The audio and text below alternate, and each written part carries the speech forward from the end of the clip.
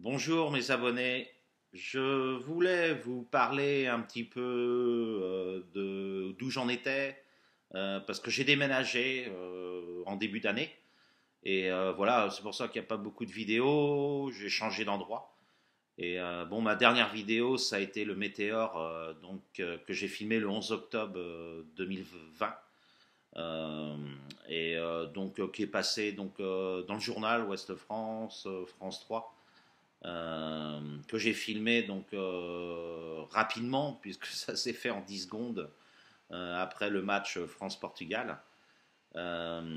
C'est pour ça que quand le journaliste m'a appelé de France 3, il me dit mais comment tu as fait pour filmer ce météore? Je lui dis bah écoute c'était à la mi-temps et donc je me suis levé, j'ai pris ma caméra qui était sur le bureau, comme je fais actuellement souvent, et je suis sorti dehors, j'ai fait une dizaine de mètres sur ma terrasse, je me suis retourné face au sud et j'ai commencé à voir donc une lumière rougeâtre apparaître et se déplacer légèrement vers l'ouest.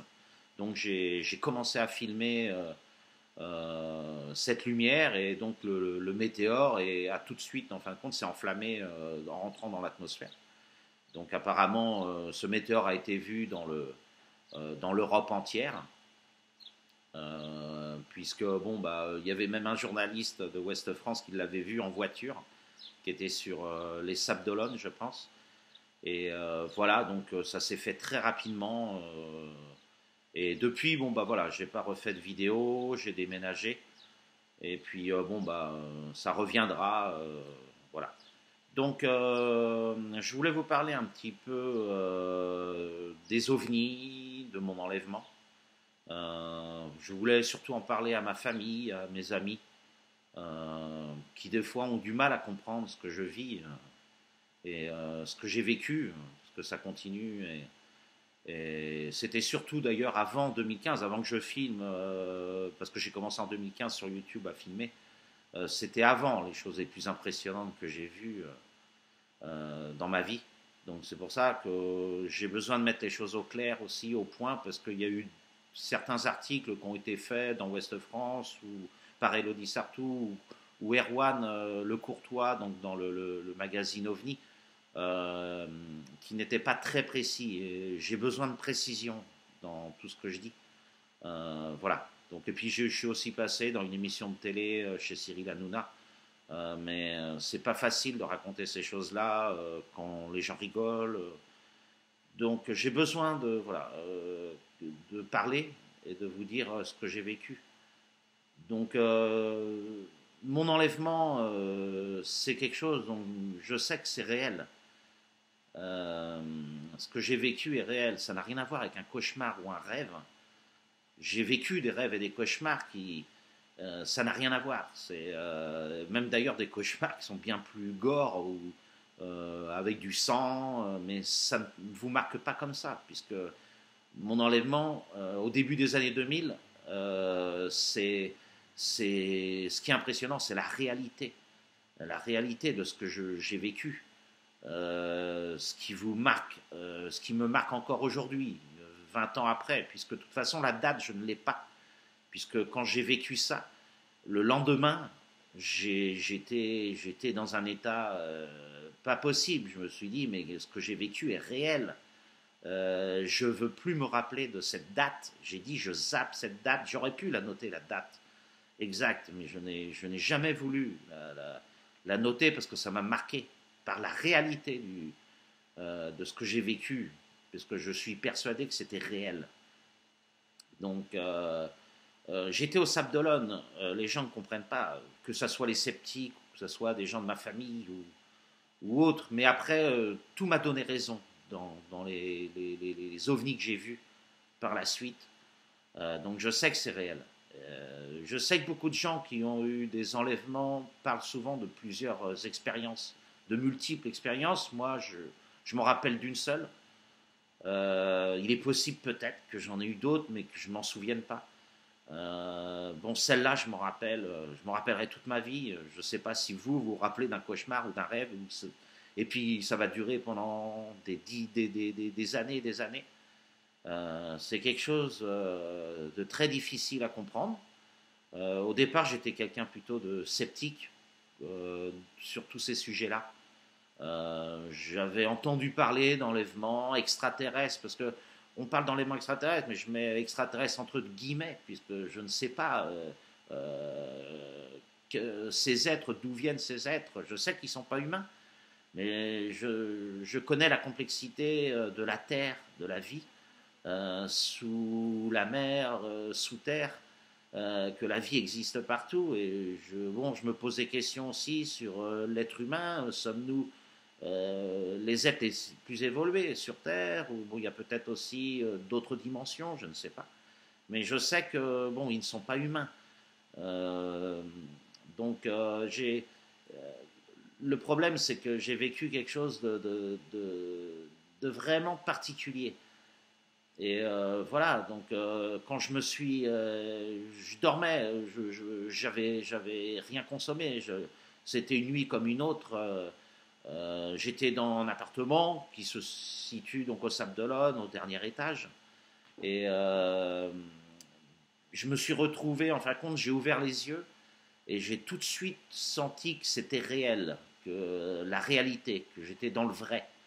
Une lumière, au départ, c'était qu'une lumière blanche. Vous ouvrez les yeux, c'est un blanc, vous dites, mais vous sentez que c'est la réalité. Vous ouvrez les yeux, puis vous êtes dans une pièce où tout est blanc. C'est une lumière blanche, quoi, puisque de toute façon, vous ne savez même pas que vous êtes dans une pièce. Mais après, vous comprenez tout de suite que vous voulez bouger, vous voyez, vous ne pouvez pas bouger. Je sens que, bah, en fin de compte, que mon corps, que je suis à l'intérieur de mon corps, que mon corps n'existe, que mon corps est une carapace, comme un sarcophage, et j'ai que les yeux qui peuvent bouger. Donc je commence à paniquer, et donc j'ai les yeux, je bouge les yeux de gauche à droite, mais bon, bah, tout est blanc. Euh, et donc je panique énormément, et je sens que c'est réel. Ça n'a rien à voir avec un cauchemar ou un rêve. J'en ai vécu, j'ai 48 ans, j'en ai vécu des rêves, des cauchemars, mais ça n'a rien à voir. Et puis d'un seul coup, vous avez donc des petits gris, comme souvent avec donc des petits gris qui arrivent de chaque côté, qui se penchent sur vous, qui ont l'air un peu paniqués. Ça a duré que quelques secondes, 3 ou 4 secondes. Moi, je regarde leurs yeux, parce que c'est ce qui m'impressionne le plus. Et puis quand vous regardez, donc les yeux noirs en amande, donc j'ai du mal à définir le reste du visage, parce que ça a duré très peu de temps. Avec une tête, donc une grosse tête énorme, mais bon, c'est surtout les yeux. Vous êtes bloqué sur les yeux, et donc vous paniquez, c'est terrible. Hein.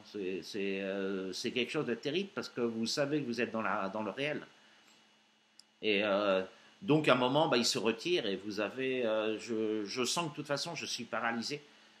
J'ai juste les yeux, je peux voir un petit peu donc vers le bas, et je vois donc comme un sas qui s'ouvre, un sas qui s'ouvre dans cette pièce qui est blanc, qui est d'un blanc, où je vois même pas de toute façon les angles de la pièce. De toute façon, et donc je vois un sas qui s'ouvre, et c'est noir derrière, et je vois sortir une menthe religieuse, une sorte de menthe religieuse beaucoup plus grand que les petits gris, et avec donc, comme je l'ai dit, comme je vous l'ai dit, donc, qui avant, je ne sais pas si d'ailleurs j'en ai parlé avec d'autres personnes, si c'est un robot ou, mais je suis fixé sur une chose, c'est sur un cône, donc au niveau de la main droite, donc un cône, comment un cône en inox, et qui arrive vers moi, et je suis en, vous pouvez pas comprendre de toute façon la panique, parce que je sens que ce cône, je vais le prendre. Donc,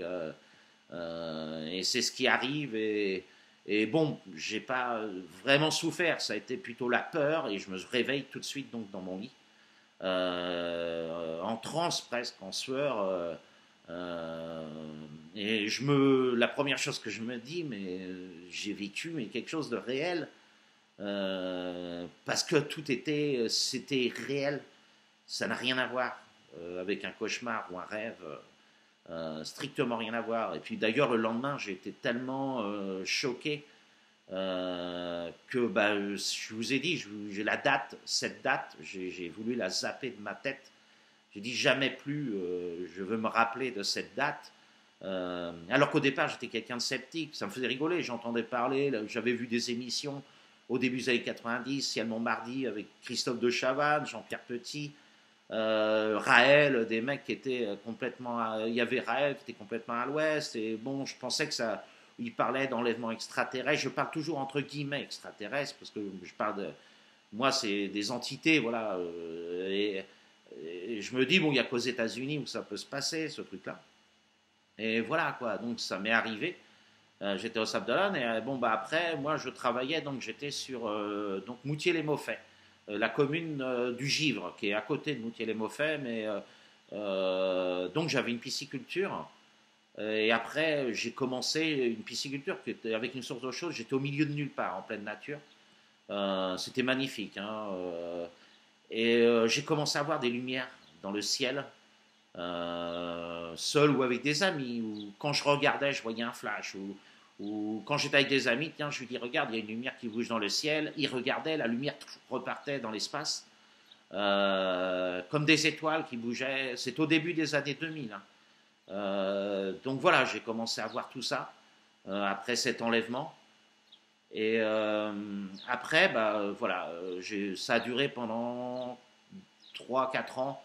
Je voyais plein de lumière, des flashs. Je regardais dans un endroit du ciel et boum, j'avais un flash où il y avait une lumière et elle disparaissait dans l'espace. Et c'était. Alors que je ne voyais pas ça avant d'avoir vécu ce que j'ai vécu. Après, voilà, donc le 30 avril 2005, j'étais dans mon mobil-home. C'était, je pense, un vendredi soir vers 22h30. Je regardais la ferme Célébrité sur TF1. Et à un moment, la télé se coupe. J'ai plus d'image. C'était sur l'Hertzien à l'époque. TF1, France 2, France 3, la 5, la 6 c'était sur le Hertzien. Et donc, bah, la télescope, j'avais plus d'image. Et donc, je zappe sur toutes les autres chaînes, c'était pareil. Donc, au départ, je me suis dit, bon, bah, c'est peut-être mon antenne. J'avais une antenne hertzienne qui était le long du mobil-home, qui était derrière le mobil-home. Et des fois, quand il y avait des tempêtes ou qu'il y avait des problèmes oui, des tempêtes ou de la pluie. Mais ce soir-là, par contre, tout était calme. C'était une nuit très, très lumineuse. Il n'y avait vraiment pas de vent, pas de pluie. Donc, mais bon, bah, je sors de mon mobil-home et je me dis, bon, bah, je vais essayer de bouger l'antenne. Peut-être que l'antenne a bougé. Et puis, j'ouvre donc la fenêtre d'un mobile, parce que souvent, quand je tournais l'antenne, j'entendais le son. Je mets le son de la télé et puis je me dis, tiens, l'image revient. Donc, j'arrive au niveau de l'antenne et je commence à vouloir la tourner et je lève les yeux au ciel. Et c'est là où je vois deux lumières côte à côte, comme des deux étoiles. Hein. Et puis au moment où je regarde, en fin de compte, elles bougent l'une à l'opposé de l'autre. Elles se mettent à partir l'une à l'opposé de l'autre, une vers une vers le sud, une vers le nord, quoi, en même temps. Et puis boum, la télé, l'image revient, le son revient, donc voilà. Mais bon, je voyais tellement de lumière bizarre que je me dis bon bah voilà, donc je repars dans le mobil-home, je regarde encore l'émission et à peu près une demi-heure, 3 quarts d'heure après, rebelote, la télé se coupe. Donc là, bah, je ressors dehors. J'avais une terrasse, hein, et donc là, boum, je sors et je vois une lumière orangée face à moi, donc à quelques dizaines de mètres du sol.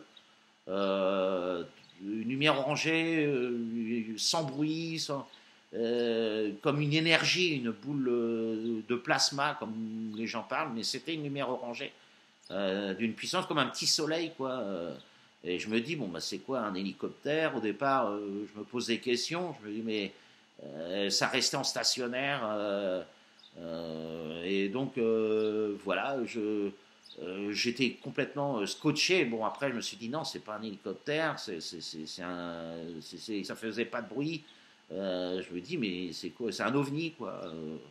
Donc je me dis, mais putain, si je prends mon téléphone portable, à l'époque on avait des téléphones portables, c'était pas bon, c'était pas super quoi au niveau. Si je filmais, et puis j'avais pas envie de rentrer dans le mobil-home et puis que cette lumière que je la vois plus après. Donc j'étais tellement fasciné par ça. Bon, je me suis dit, bah, je vais aller chercher mes jumelles pour voir de plus près. J'avais des jumelles, donc il fallait que je rentre dans le mobil-home et je suis rentré, donc je me suis décidé à rentrer rapidement pour aller chercher les jumelles et puis voir cette lumière plus près. Et puis bah, je vais les chercher, ressors dehors et là je vois une deuxième lumière qui était donc il y avait une butte de tourbe et donc je vois une lumière qui commence à monter à la verticale derrière la butte de tourbe. Il y avait toujours l'autre lumière qui était là et puis qui s'arrête net. C'est-à-dire que ça s'arrête, il n'y a pas d'inertie, il n'y a pas de bruit et elle s'arrête net à la même hauteur que l'autre. Donc j'avais les deux lumières côte à côte, elles étaient à quelques dizaines de mètres l'une de l'autre. Et bah, je prends mes jumelles et bon, bah, je vois quoi, c'est des boules d'énergie. On sent qu'il y a de l'énergie, voilà. Ça a duré peut-être, je sais pas moi, une minute comme ça. Elles étaient stationnaires sans aucun bruit. Puis après, bah, elles ont commencé à se déplacer en même temps vers un bois, à s'éloigner vers un bois. Et j'avais une voiture à l'époque et je me suis dit, oh là là, je vais aller voir, je vais les suivre pour voir ce que c'est, parce que je sentais que c'était pas normal. Mais bon, je ne l'ai pas fait parce que j'avais peur. J'ai eu peur. C'était en pleine campagne, voilà. Donc j'ai pas voulu faire, puis ça s'est arrêté là. Donc après, bon bah, j'ai continué à voir toutes ces lumières dans les salles. Mais là, c'était très près, c'était à des dizaines de mètres du sol, je pars. Donc après, j'ai vu encore les lumières dans le ciel, j'en voyais plein, mais elles étaient très hautes, avec des amis. Puis c'est arrivé 2010, 2011, où il y a eu des choses comme avec mon oncle. Donc j'étais à Moutier-les-Maufais,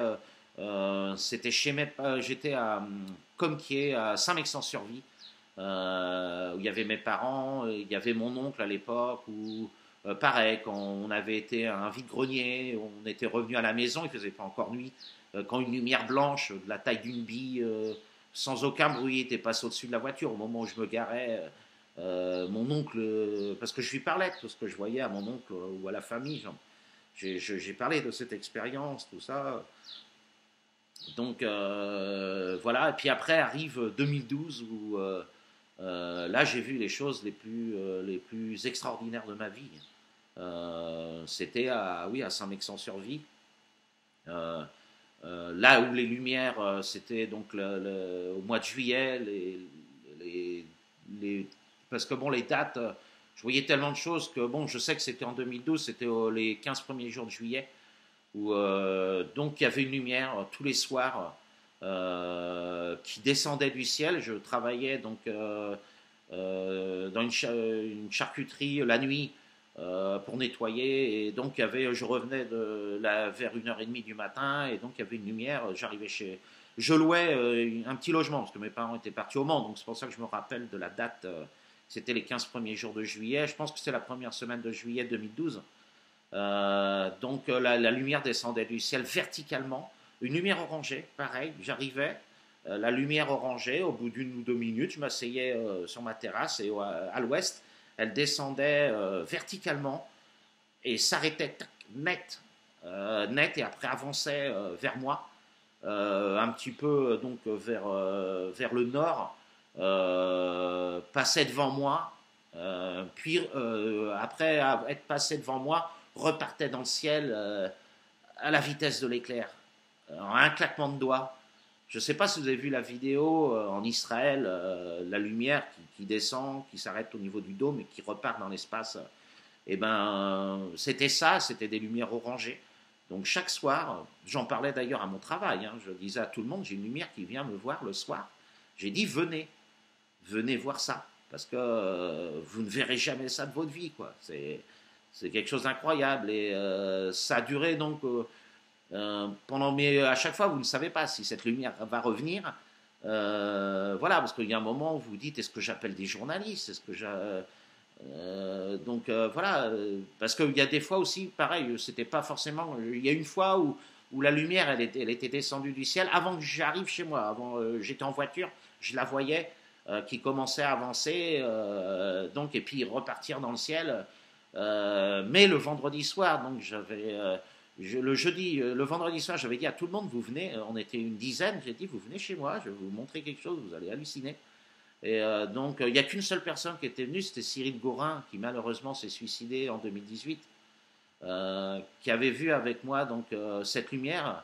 Nous sommes arrivés donc chez moi, nous sommes posés sur la terrasse après le travail. Le vendredi, en plus, on terminait plus tôt. On terminait vers 23h30. Et donc, je lui sers une bière et je lui dis, c'est vrai que j'aurais dû lui dire de se mettre à côté de moi parce que je savais où elle arrivait, à l'ouest. Et au départ, il était dos à la lumière qui descendait. Voir la lumière descendre du ciel et s'arrêter net, c'est quelque chose qu'il faut voir au moins une fois dans sa vie. Et donc, bah, la lumière, je la vois descendre derrière lui. Et c'est là où je lui dis de se retourner. Et la lumière commençait à avancer. Il hallucinait, quoi. Il était fou, quoi. J'aurais aimé que plusieurs personnes, d'ailleurs, que tous ceux avec qui je travaillais viennent, parce que c'était quelque chose d'incroyable. Et donc la lumière, bon, comme d'habitude, est passée devant nous, puis elle est repartie. Je lui ai dit, fais bien attention, elle va repartir à une vitesse de fou dans l'espace, sans aucun bruit. Et donc il l'a vu et voilà, c'est vrai que j'aurais pu filmer ce dernier soir. Je me dis avec mon téléphone, bon, j'avais un téléphone. Je me dis c'est la nuit, je dis ça aurait peut-être pas donné. C'est vrai que j'en voyais tellement que bon, j'aurais une caméra vision nocturne, j'en avais pas à l'époque. Puis bon, j'ai hésité, j'avais hésité, j'ai dit je vais appeler les journalistes ou les gendarmes pour venir voir, mais je me suis dit si jamais la lumière ne revient pas, je vais passer pour un con. Hein. Donc j'aurais préféré que mes collègues de travail viennent, et puis bon, bah, ça s'est jamais fait. Autrement, une autre expérience aussi en 2012, j'étais au téléphone avec Elisa, une amie. Je sors sur la terrasse, c'était un soir en juin en 2012 aussi. C'était parce que la date là, c'était juin, il faisait pas encore nuit.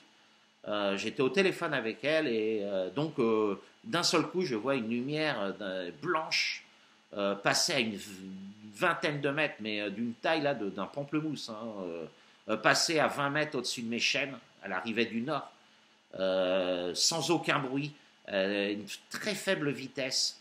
D'ailleurs, mais vous êtes tellement scotché, parce que j'aurais dû lui raccrocher au nez, d'ailleurs, à Elisa, parce que depuis, on ne se voit plus, bon, pour différentes raisons, mais bon, j'aurais eu le temps de filmer cette lumière, puisqu'après, elle a disparu au-dessus de mon toit, en direction du sud. Et elle allait très très lentement. J'aurais eu le temps, je pense, si j'avais raccroché, j'aurais pu filmer, mais c'est pareil, vous êtes tellement impressionné par ces choses-là que voilà, vous ne pensez pas forcément à filmer, ou vous vous dites, le temps que vous allez regarder votre téléphone, tout ça, vous vous êtes scotché quand vous voyez des choses comme ça. Voilà. Et puis, et puis une autre, pareil, c'était, je crois, en septembre 2012. Je ne sais pas la date précise, pareil. Là, c'était la nuit, bah, je sors dehors sur ma terrasse et je vois donc une lumière arriver du sud, comme une étoile, hein, un satellite, arriver de se déplacer lentement en allant vers le nord et je regardais vers l'est. Hein, je suis face à l'est, mais la lumière arrivait donc du sud. Très lentement et d'un seul coup je vois la lumière grossir pour s'arrêter. Et là, je vois que c'est un disque. Donc, je l'ai dessiné d'ailleurs, le disque. Je voyais le dessous avec toutes les lumières qui scintillaient, donc à 200-300 mètres de moi, quoi. Et j'étais, mais, vous vous rendez compte, quoi, la lumière, vous voyez un disque qui vient vers vous, vous êtes complètement scié, quoi. Puis voilà, j'ai baissé la tête pour en signe de respect parce que je savais vraiment, j'étais scié, quoi. Et puis bon, bah, la lumière est repartie à la vitesse de l'éclair dans l'espace sans aucun bruit. L'OVNI, bah, le disque, les gens vont dire secoue volante, le disque est reparti à une vitesse, voilà, dans l'espace, quoi. Et voilà, 2012, d'ailleurs, j'ai été en 2012 chez les gendarmes à Saint-Gilles-Croix-de-Vie et j'ai été en 2015, j'ai été 2 fois. Donc, pour leur expliquer ce que je voyais. Euh, donc, c'est voilà, c'est des choses qui vous marquent. Donc, ça, je peux le jurer. Tout ce que j'ai vu, je peux le jurer sur la tête de ma mère, sur la tête de mon père. Ma mère, c'est la personne que j'aime le plus au monde. Je peux le jurer sur ma tête. Il n'y a pas de souci. Et depuis d'ailleurs, bon, et puis il y a une autre aussi, une dernière, parce que je vous parle des ovnis que j'ai vus dans notre atmosphère, à quelques centaines de mètres ou quelques dizaines de mètres. J'étais avec Elisa et puis sa fille Louana. On avait pique-niqué la journée, donc c'était à la Guittière, à Talmont-Saint-Hilaire en Vendée. Et le soir, on était parti trop tard et on était resté bloqué dans les étiers à la Guittière. Et il y avait une barrière qui était fermée et on ne pouvait plus retourner sur la route. Et on était resté bloqué quand à un moment, il y a la fille d'Elisa qui dit mais qu'est-ce que c'est que ça? On était dans la voiture, on discutait. Et il y avait 3 lumières orangées. Je vois 3 lumières orangées qui étaient au ras des étiers, peut-être 1 ou 2 mètres du sol, je ne sais pas ce qu'elle faisait. Et puis bah, je dis, mais voilà, ça c'est des ovnis. Je leur dis, mais c'est des ovnis. Et puis bah, d'un seul coup, ça a duré pendant 4-5 secondes. Et chaque lumière est repartie à la vitesse de l'éclair, en un claquement de doigts, dans l'espace, chacune leur tour. Et d'ailleurs, bon, bah, après, d'ailleurs, on avait appelé quelqu'un pour venir nous chercher, c'est une amie à Elisa. Et d'ailleurs, ils n'en ont pas arrêté d'en parler dans la voiture, on a vu des ovnis, tout ça. Cédric nous en parle depuis des lustres. C'était, je ne sais pas, c'est en 2013 ou 2000, voilà. Mais depuis, voilà, j'en ai plus revu au ras du sol, euh, comme dans ces moments-là. Voilà, c'est ce que je voulais vous raconter. Tout ce que je dis est vrai, est réel. Je ne vous mens pas. Je le jure, comme je vous l'ai dit, sur la tête de ma mère, sur ma tête, sur la tête de mon père, sur la tête des gens que j'aime le plus que tout dans le monde. Donc voilà, je voulais vous raconter ça. J'essaierai de l'écrire dans un livre pour être plus précis, parce qu'il y a aussi beaucoup de choses qui sont en lien, des visions inconscientes, il y a des choses qui sont en lien, la nature, beaucoup de choses qui sont en lien avec ce que j'ai vu. Je ne sais pas pourquoi j'ai changé. Mais j'ai besoin là, de l'écrire dans un livre parce que c'est complexe. Puis j'ai besoin de me poser pour poser les choses. Là, je fais cette vidéo parce que j'ai besoin de m'expliquer par rapport à mes amis, à ma famille, à certaines personnes, à des gens sceptiques, aux trolls, à des gens qui sont méchants. Mais je sais que j'ai raison. Je pourrais passer le détecteur de mensonges. Il n'y a pas de souci. On pourrait m'hypnotiser. Tout ce que j'ai vu, et c'est la réalité. Après, je ne dis pas que c'est extraterrestre, je n'en sais rien. Je sais que c'est pas humain. C'est tout. Voilà. Je vous souhaite une bonne soirée. Au revoir.